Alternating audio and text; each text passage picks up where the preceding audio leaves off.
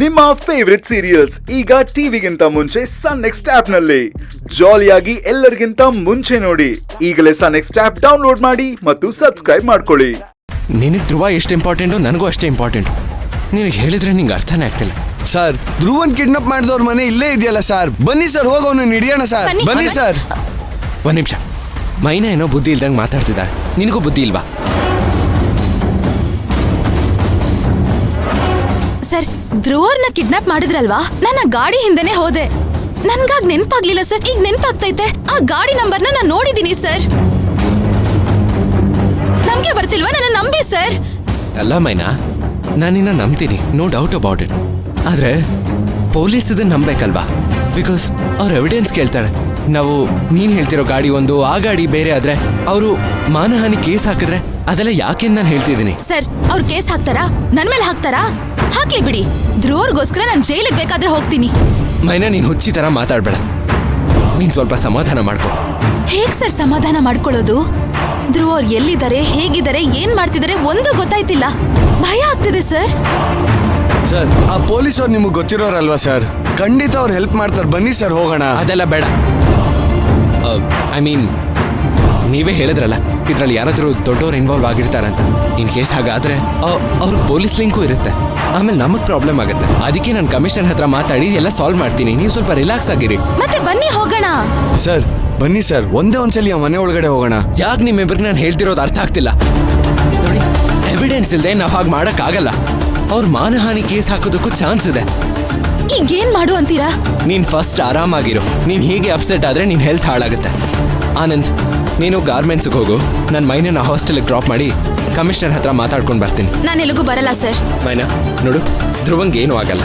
ಅವನ್ನ ಸೇಫಾಗಿ ಕರ್ಕೊಂಡು ಬರೋ ಜವಾಬ್ದಾರಿ ನಂದು. ನೀನ್ ನನ್ನ ನಂಬ್ತೀಯ ತಾನೆ? ನಿನ್ನ ನಂಬಿ ಇನ್ಯಾರನ್ನ ನಂಬಲಿ ನಾನು? ಮತ್ತೆ ಬಾ ನನ್ನ ಜೊತೆ. ಆನಂದ್, ನೀನು ಗಾರ್ಮೆಂಟ್ಸ್ಗೆ ಹೊರಡು. ಆ್ಯಂಡ್ ನಿನ್ಗೇನಾದರೂ ವಿಷಯ ಗೊತ್ತಾದರೆ ನನಗೆ ಫೋನ್ ಮಾಡಿ ಹೇಳು, ಓಕೆನಾ? ಸರಿ, ಹೊರಡು. ಬಾ ಮೈನಾ. ಆನಂದ್, ಹೋಗು ಅಂತ ಹೇಳಿದ್ನಲ್ಲ, ಮತ್ತೆ ಏನೋ ಸಾಹಸ ಮಾಡಬೇಡ.